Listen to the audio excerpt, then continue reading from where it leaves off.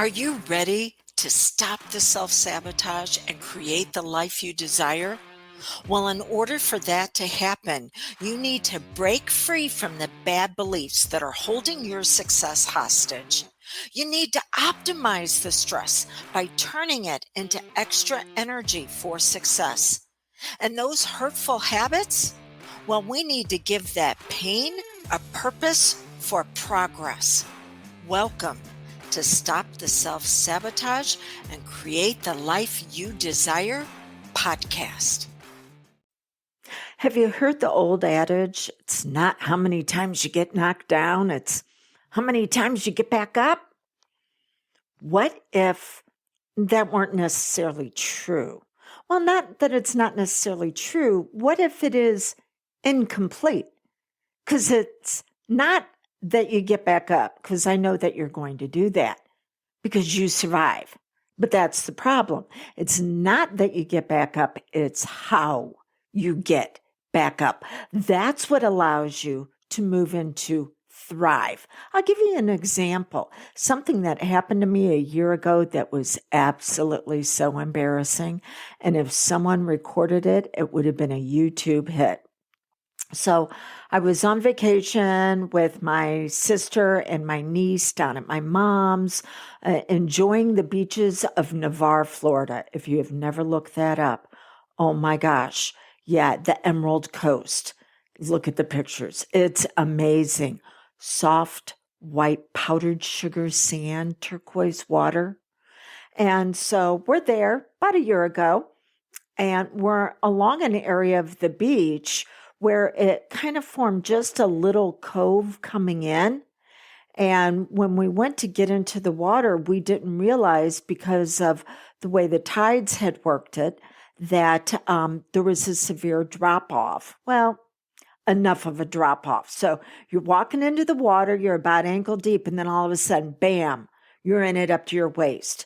A 4-foot drop. Okay.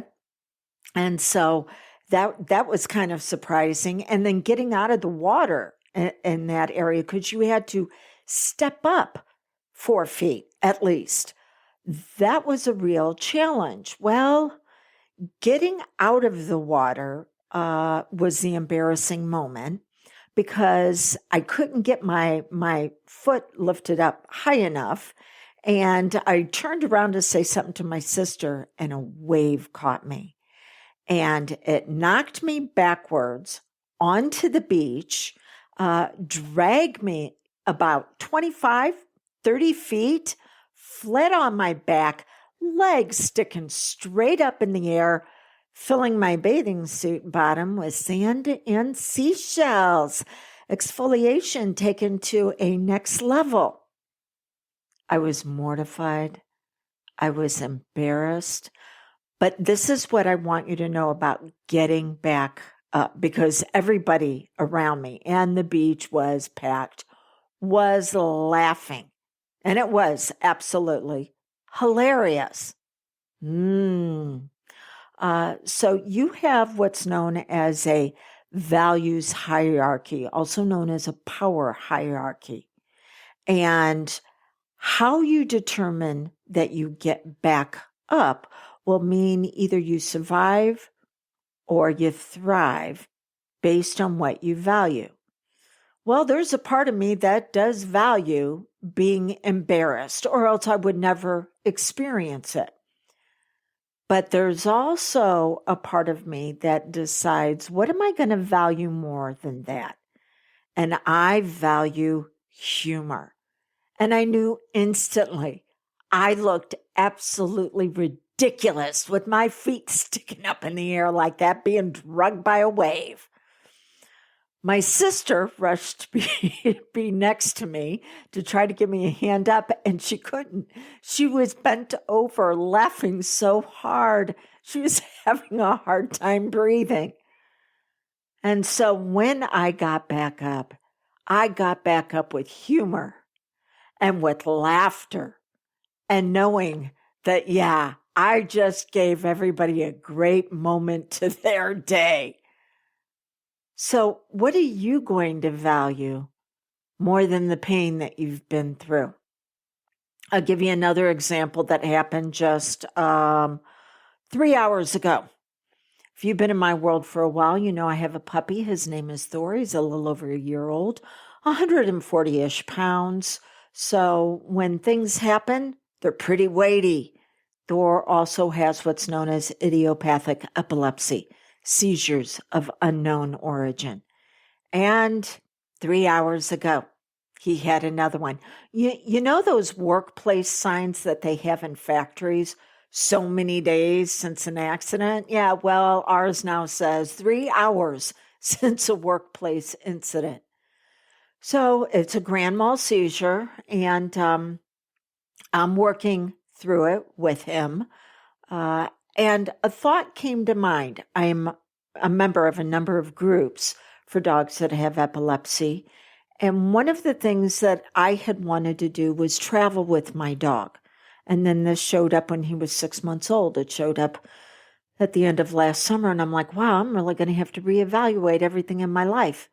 And I reached out to that one of those groups, and I'm like, how do you guys handle doing what you might want to do and now you can't?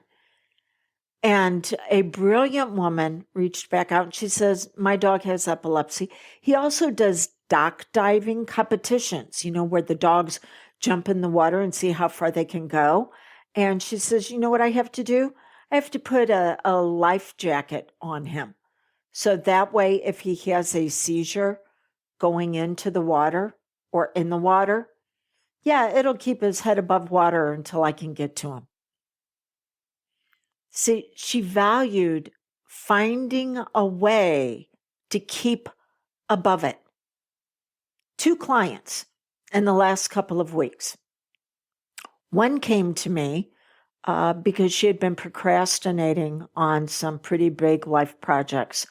And working together, we discovered, in her words, she just didn't have the bandwidth on these big projects because of some caretaking she was required to do. So I said, okay. Now, she had not come to that realization yet, but I knew that there was something else going on. And she was really valuing these projects, but she was also valuing being able to take care of this family member, and that needed to come in top. So I asked her, well, what used to bring you joy before you had to go into this caretaking? What brought fun into your life? And she told me dancing. And I'm like, okay, great. I want you to find all the ways to bring that back into your life. Now, she didn't actually go out and go dancing, but she started investigating and music and getting back into what brought her joy. And then in the last couple of weeks, she's like, wow, I recognized what I was doing, that there wasn't enough of me to go around for these big projects. But that was okay. I could get back into the small things. There we go. And so she was valuing the everyday joys, not the big accomplishments. Now, another client, just in the last few days, again came to me because there's a really big project that she needs to get out into the world, and it has just been taking forever. Now, she was different. Because when she told me about what had happened in her past, she had someone that had come along and had stolen the project that she had created. And so now there's a part of her that's afraid to get back out there. And so there's trust issues. So what I asked her to do was a series of small projects, not because it's going to help her get the big project back out there, but because she's got to learn to trust again and trust herself that she will follow through. Yeah. So I don't know what's knocked you down in life, whether it might be waves, health problems, a very painful past, something going on in your present. And I know you can survive. I know you can. But it's time to move into thrive. And so what is it that you need to value that will then take dominance and hold power over that lower level value that has been keeping you stuck and struggling. All right, until we get together again, blessings on your brilliance. It's not that you get back up, it's how you decide to stand. Becoming a healingpreneur, could that be you? It's not just a career, it is a calling to help people peel back the layers so they can move into progress of their brilliance and their magnificence. If this could potentially be you, then I want to let you know I am offering you the ability to train with me privately at the group investment. I only have room right now for one person to be able to do this over the summer. We're going to take a look at our schedules, and we're going to fit training to where it's a good fit for you, as well as what I have open. And you can take up to 3 months, not only to train, but up to 3 months to take care of your investment. But again, I only have an opening for one. Why is this? Because my trainings that I do, even on the advanced side, are a little bit lighter over the summer. So it creates space, and that might be a space and a place that is waiting for you. So this is what I'd like you to do. Go to dawnlandrum.com, click on the tab, become a certified hypnotist, see everything that is offered there. Again, it is at the group rate that you will be training with me privately. And then reach out to me. There's going to be a button that shows up on the bottom where we can have a phone call.